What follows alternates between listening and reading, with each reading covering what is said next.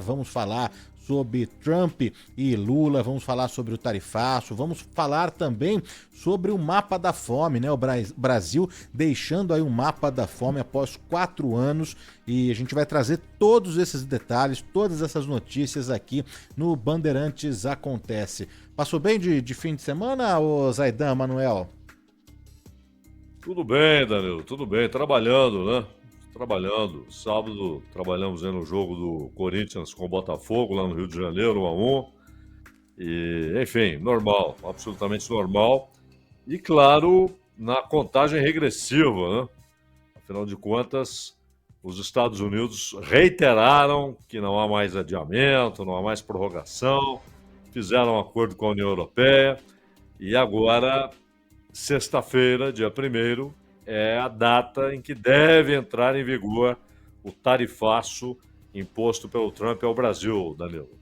Exatamente, Zaidan. Uma notícia ruim para o presidente Lula nesse fim de semana, não é? Esse acordo aí dos Estados Unidos com a União Europeia. Me parece mesmo que o tarifaço, essa sobretaxa, né, de 50% aí no Brasil, passe a vigorar mesmo a partir de 1º de agosto. A comitiva, né, uma comitiva brasileira está em Washington, nos Estados Unidos, na mesa de negociação, tentando ali encontrar, né, senadores e parlamentares, deputados, autoridades americanas, e é uma brincadeira ali de esconde-esconde, não é, Zaidan? Até parece que estamos aqui na terceira série, né? Brincando de esconde-esconde, porque, claro, os senadores brasileiros estão omitindo a agenda, os nomes, as reuniões, os encontros nos Estados Unidos para evitar qualquer tipo de ação aí do Eduardo Bolsonaro, que vá colocar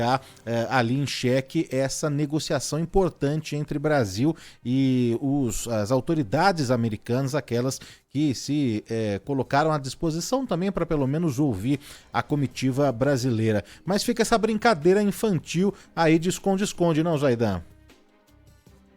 É um tremendo faz de conta, não é? Esse camarada querendo mostrar uma importância que não tem, e os senadores não faz de conta de que estão tendo reuniões que podem mudar o rumo das coisas e tal. Eles nem foram recebidos por ninguém do governo Trump, né? Então conversam com outros senadores, conversam com empresários dos Estados Unidos.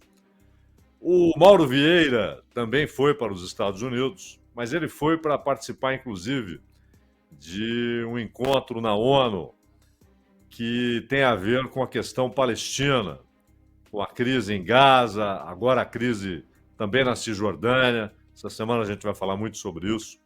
Mas o fato é que o Mauro Vieira foi para lá objetivamente por conta disso. É claro que lá ele pode tentar de novo um telefonema para o Marco Rubio, que não quer falar com ele, até aqui não quis. Então, acho que os senadores voltarão com pouco alento, né? Pouca possibilidade de mudar a situação. E o próprio Jacques Wagner, que está nessa comitiva de senadores, ele disse: olha, não parece possível qualquer adiamento. E o adiamento, na verdade, não significa grande coisa, né? A questão é resolver, não é adiar. Mas resolver depende de Perdemos aqui. não se abrir. Estamos com mau contato aqui, né? No equipamento aqui, na ligação, na comunicação com o Cláudio Zaidan. A gente vai pedir uma ajuda para nossa central técnica aqui para restabelecer o contato aqui com o Cláudio Zaidan. Voltou agora? Não, ainda não. Daqui a pouquinho, então, a gente. Não? O Zaidan tá rateando aqui, tá rateando muito É. a sua ligação. Vamos ver se a gente consegue agora, pelo menos, para você terminar o raciocínio desses encontros, né, da comitiva brasileira. Zaidan, por gentileza. Então, o próprio Jacques Wagner disse que não acredita em adiamento. E o adiamento em si não resolveria grande coisa, né? É preciso enfrentar o problema e eliminá-lo. Agora, a negociação é algo que parece cada vez mais difícil. Em nenhum momento os Estados Unidos, o governo dos Estados Unidos, em nenhum momento o governo de Trump deu sinal de que estaria disposto a negociar com o Brasil, a conversar com o Brasil. Nenhum momento. a embaixadora não foi recebida, o Mauro Vieira não conseguiu ser atendido pelo Marco Rubio, não é nem pelo Trump, pelo Marco Rubio. Talvez, não sei se tentaram uma ligação direta Lula-Trump, não sei se tentaram pelo menos isso, mas se tentaram, não conseguiram, né? Não houve receptividade do outro lado. E o próprio número da tarifa brasileira. Veja que agora os países que estavam com 30, 40, estão com 20, 15, 19. 50% ficou só para Brasil e Lesoto. No caso de Lesoto é uma covardia, né? Lesoto é um enclave dentro da África do Sul, ali, cercado de África do Sul por todos os lados. Um país pequeno e com a população pequena, pouco mais de 2 milhões de habitantes, um PIB de pouco mais de 2 bilhões de dólares, portanto, uma renda per capita em torno de $1.000. País pobre. E Lesoto recebeu esses 50%, um negócio sem pé nem cabeça, uma crueldade, né? Agora, no caso do Brasil, fica claro, até pela tarifa estabelecida, que não se trata apenas de questão comercial. Até porque o Brasil tem déficit com os Estados Unidos. Vai muito, muito, muito além disso. E então não parece haver chance razoável de que no dia 1º essa tarifa não esteja vigente, Danilo.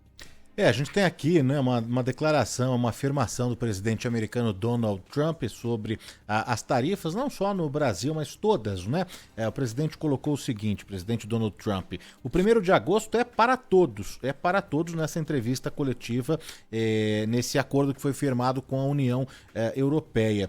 E então ele colocou que em 1º de agosto as tarifas serão fixadas, entrarão em vigor, as alfândegas começarão a arrecadar dinheiro, e já tem também uma parte dos ministros, né, das autoridades, ali, membros do governo brasileiro, Zaidan, que avaliam que é melhor o presidente americano já baixar essas taxas, essas tarifas em agosto, em 1º de agosto, do que ficar nesse suspense, do que ficar adiando algo que não é possível nesse momento, né? Esse suspense, essa incerteza é pior do que já assumir logo as taxas, as tarifas a partir de 1º de agosto, e aí o governo precisa começar a fazer os cálculos de quanto isso, de como também a forma que vai impactar no orçamento, nos custos Brasil, não, Zaidan? Claro, claro. Esse negócio de adiamento é uma conversa sem sentido, né? Sem sentido. É querer fugir do problema e não enfrentar o problema, não resolver o problema. Não tem nada a ver. Adiar a situação. Pelo contrário, ficaria mais um período aí dessa agonia, né? Agora, se de um lado o Lula está tentando faturar o máximo possível política e eleitoralmente com essa história, e então o Lula estava num momento difícil, o governo com avaliações baixas, até que vieram 2 presentes para ele. A história do IOF, que foi transformada num embate que o governo tratou como ricos e pobres, e agora a questão do tarifaço do Trump, não é? O Brasil ia toda a razão em defender e levantar a bandeira da soberania, isso é indiscutível, isso é indiscutível.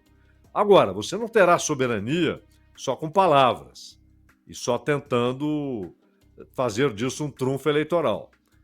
O Brasil precisa reduzir sua dependência, as pessoas falam em impacto da economia americana sobre o PIB brasileiro. Esse não é o principal parâmetro. O Brasil tem dependência financeira, tecnológica, de capital. O país que mais tem investimentos aqui dentro, mais capital investido, são os Estados Unidos. Dependência militar, inclusive de armas, de treinamento, de acordos.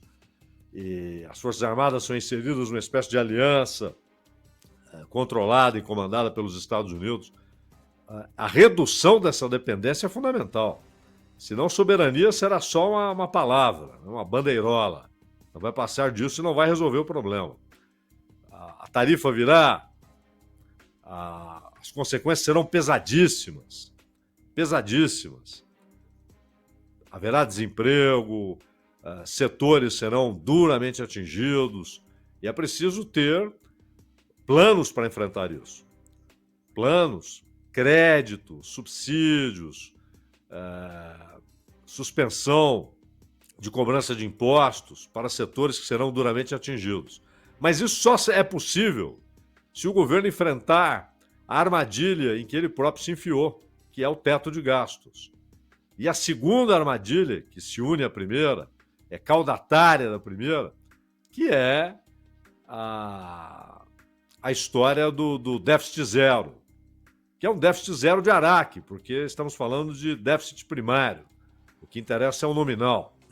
E o nominal tem a ver com o pagamento de juros da dívida. Esse é o problema central das finanças públicas, a dívida pública. Esse é o fenômeno central. Esse é o fenômeno a ser enfrentado, e que não é enfrentado. Então, não basta falar, né? É preciso modificar muito da política econômica, abandonar o teto de gastos, até para que haja esses investimentos, e também buscar fortalecer o mercado interno. Agora, você não fortalece o mercado interno para absorver uma parte importante desses produtos com intenção. Você não faz isso por decreto.